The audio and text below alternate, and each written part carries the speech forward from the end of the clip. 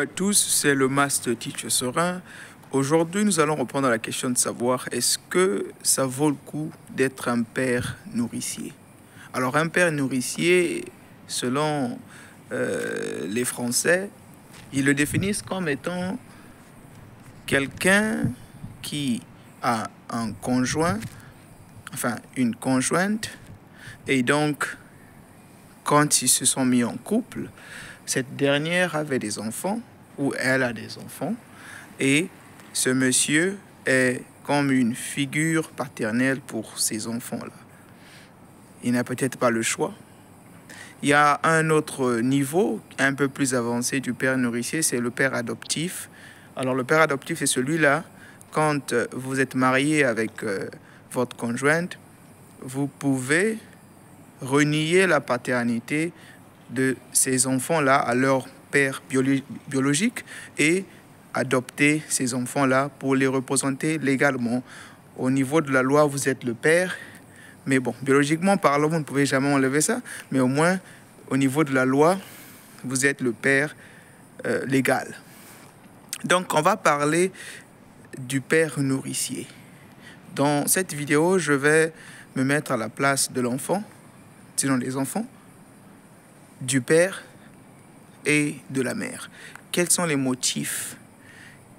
Quelles sont les émotions qui sont mises en place pour projeter ce genre de connexion, ce genre de relation? Qu'est-ce qui nourrit ce genre de relation? Bien, on va commencer ici déjà pour l'enfant par exemple. Bien, chaque enfant, chaque être humain en tant que bébé, surtout quand le père nourricier prend l'enfant, quand l'enfant est encore très, disons, moins de 3 ans, 2 ans, moins de 6 ans, c'est plus mieux. À ce niveau-là, c'est votre enfant, même si ce n'est pas le cas. Mais je dirais, pour généraliser, que chaque enfant, c'est-à-dire qu'enfant moins de 12 ans, moins de 18 ans même, a le droit d'être éduqué, d'être aimé, d'être, en tout cas, d'avoir cette figure paternelle-là qui va donner l'amour en tant qu'homme éduqué avec les... Vous savez, par exemple, si c'est une fille, ce sera difficile pour une fille qui n'a pas reçu l'amour paternel de savoir comment est-ce qu'elle doit être traitée, de savoir comment est-ce qu'elle doit peut-être se respecter avec les copains, les hommes qu'elle va avoir. Pour un garçon, ça sera difficile pour un garçon d'avoir une vision, de connaître les réalités, parce que l'homme est réellement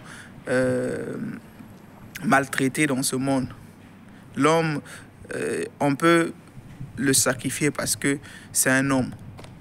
L'homme n'a pas le droit de pleurer, l'homme n'a pas le droit de faire ceci. Alors avec un père à côté, on va t'apprendre comment sauter, comment prendre les coups, comment il faut agir dans ce monde, comment est-ce qu'il faut surmonter la douleur, comment être résilient. Et donc, chaque enfant dans ce monde a le droit d'avoir ce privilège-là, d'avoir une figure paternelle qui va l'aider à grandir.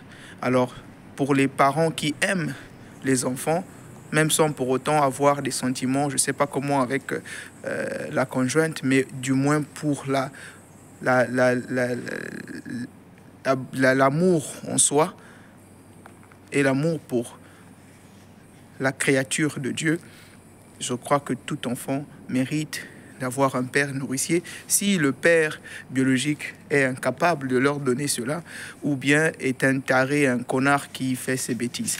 Et donc, voilà pourquoi est-ce que certaines femmes, alors, elles vont se... En tout cas, elles prennent tous les risques qu'il faut, elles deviennent super gentilles, elles vont te faire les massages, elles vont faire tout ce qu'elles peuvent faire si elles pensent que tu peux être l'image du père. Peut-être qu'elle se voit, enfin, elle voit son père dans toi. Peut-être qu'elle voit l'homme qu'il faut pour éduquer ses enfants en toi. Et donc, quand elle va t'aimer, en réalité, ce n'est pas toi qu'elle aime. En réalité, elle voit un futur. Elle voit un futur meilleur pour ses enfants à côté de toi. Et je crois que c'est justifié. C'est une façon aussi d'aimer. Parce qu'on aime, quand on aime pour les autres, quand on aime, quand on a l'amour sincère du prochain, bon, pour les femmes, c'est l'amour sincère de leurs enfants, alors c'est aussi une façon d'aimer et je crois qu'il n'y a pas de problème à ce niveau. Alors on va avancer un peu maintenant pour les femmes, pour ces femmes-là.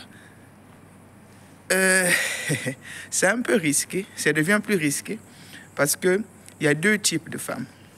Il y a des femmes qui le font par amour parce qu'elles ont besoin d'un futur pour leurs enfants. Mais il y a aussi des femmes qui, en réalité, qui sont comme...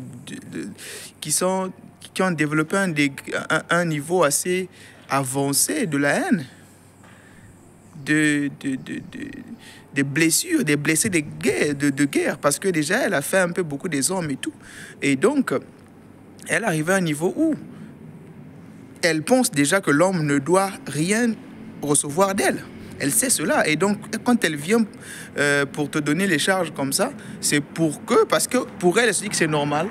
C'est normal que l'homme puisse souffrir. C'est normal que l'homme puisse... Enfin, si elle n'arrive pas à... Souvent, quand on leur demande qu'est-ce que tu apportes sur la table, elle va te dire qu'elle te vend ce qu'elle te vend, n'est-ce pas?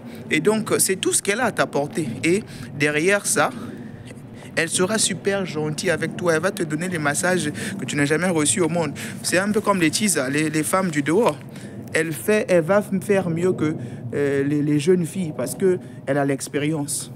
Parce que c'est vrai que, bon, il y en a même qui vont même faire des opérations pour mincir et tout ça. Et donc, elle s'arrange à marquer son territoire. Quand elle t'attrape, tu ne peux pas t'en sortir. Et elle va te donner toute cette joie-là, te vendre ce rêve-là parce qu'elle sait qu'elle va t'utiliser pour que tu puisses... en réalité, elle ne veut pas travailler. Elle ne veut pas travailler, elle veut qu'il ait quelqu'un parce que déjà, avec l'autre là-bas, ça n'a pas marché. Et donc, elle veut qu'il ait quelqu'un qui puisse venir la prendre en charge. Vu que c'est ce genre de femme considère l'homme comme étant comme une prise en charge. Et donc, ça, c'est un peu compliqué parce que ce genre de femmes utilisent beaucoup de manipulation. Non seulement ça, en tant que telles, ce sont des femmes qui, quand elles étaient jeunes, souvent elles sont belles, hein, elles se maintiennent correctement. Quand elle était jeune, ça serait difficile pour elle de se retrouver avec un homme comme toi parce que déjà tu es vilain. Souvent les pères nourriciers, là, il est vilain, il ressemble à rien. Hein. Il ressemble à rien, il a un gros ventre. C'est des femmes... Quand elles étaient réellement dans le show, elles ne pouvaient jamais se retrouver avec un homme qui a un gros ventre. Elle te prend parce qu'elle est dans le désespoir. Parce que pour elle, en réalité, elle veut... Enfin, l'amour, c'est devenu quelque chose, en fait, qui va assouvir ses intérêts. Et donc, pour elle, pourvu que tu sois là à être le père nourricier et puis tu puisses nourrir ses enfants, la nourrir elle-même, c'est l'amour. Donc, comprenez que c'est un peu compliqué parce que ce genre de femmes sont à mesure même de vous éloigner des gens qui sont importants dans vos vies parce que elle sait que les gens là vont mal la juger, vont la trouver compliquée parce que, et par amour, peut-être les sœurs de ce monsieur-là vont vouloir protéger leurs frères et tout. Et donc, ça sera compliqué. Et ce genre de femme-là, elle va t'éloigner de tout le monde parce qu'elle doit te garder dans son coin pour qu'elle puisse te prendre tout ce que tu peux la donner jusqu'à ce que, quand tu n'as plus ce qu'elle veut, elle va te quitter. Elle va te quitter. Et même que ses enfants, je ne pense pas que ses enfants vont réellement aussi t'aimer en tant que père. Ses enfants sauront que celui-là, c'est encore un autre pion de maman. On doit jouer le jeu. Alors, le dernier point que je vais prendre, c'est maintenant un cas un peu mieux. Disons que vous êtes un père nourricier. Vous vous retrouvez aussi avec une mère nourricière. C'est bien. C'est bien parce que vous deux, vous avez des enfants, vous deux, vous avez les mêmes problèmes. Et donc, quand vous vous retrouvez, en réalité, c'est pour se chercher. C'est pas pour l'amour, hein. C'est parce que la vision, l'ambition, la discipline, c'est mieux que les érections. C'est mieux que les choses là qui ne durent pas là. Alors quand vous vous retrouvez à un certain âge, vous avez déjà tout fait. Vous savez que vous êtes là pour les enfants, pour le bien des enfants. Vous êtes à mesure de communiquer. C'est devenu un travail d'équipe. C'est devenu quelque chose comme une coalition.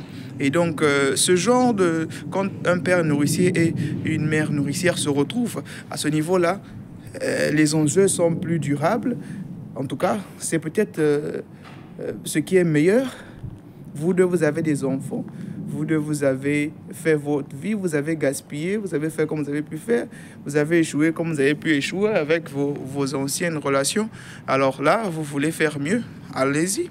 Allez-y, essayez comme vous pouvez. Parce que là, vous connaissez déjà la douleur. Ce sera difficile pour l'autre de faire du mal à l'autre. Et donc, ça sera un peu mieux.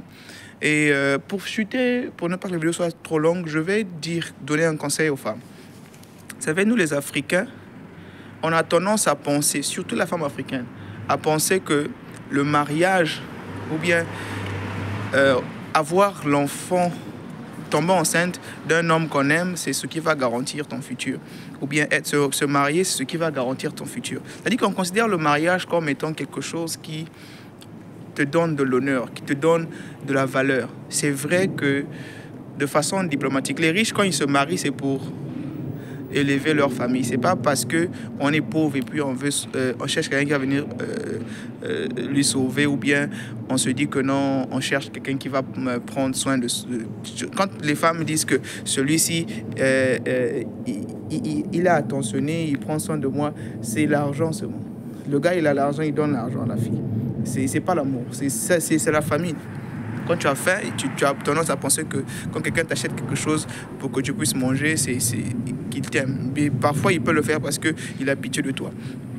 Et donc, ça, c'est une mentalité en réalité qu'on devait apprendre des autres cultures. C'est pour ça qu'on a du mal à s'en sortir quand on va dans des pays comme le Canada, en Asie, ici. Parce qu'ici, c'est l'isolement.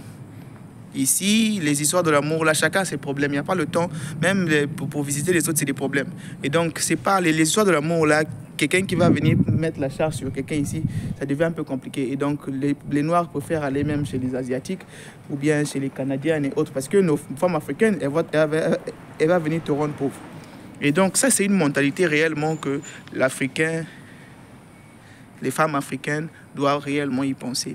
Et encore, je dirais aussi que donc, excepté le fait que les femmes pensent que le mariage, c'est un acquis, je ne sais pas quoi, si elle n'a rien à apporter pour elle, elle se dit que dès qu'elle a ça, alors le mari, voilà, c'est un bonus, quoi. C'est le jackpot. Il y a aussi un autre cas. Hello. No problem, video, taking a video. Yeah. YouTube. Yeah. So, le dernier truc que je vais dire, c'est quoi? C'est que, excepté le fait qu'il y ait des femmes qui sont là à penser que le mariage, c'est ce qui est, c'est pas quoi. Mais il y a aussi le fait que leurs parents les éduquent d'une mauvaise façon. C'est-à-dire que les parents les éduquent à vouloir se chercher. Et se chercher, au lieu d'aller travailler, d'aller être intelligente, faire mieux que les autres, s'établir, être indépendante, non. On leur éduque à aller vendre, à aller trouver les maris qui sont riches pour que les maris-là puissent aider la famille, puissent les sortir de la pauvreté. Bien de choses à vous, je vais m'arrêter là. En tout cas, n'hésitez pas à suivre ma chaîne sur YouTube, Master Teacher Serein. S'abonner et puis mettre des commentaires, ça va aider la chaîne à avancer. Bien de choses, à la prochaine.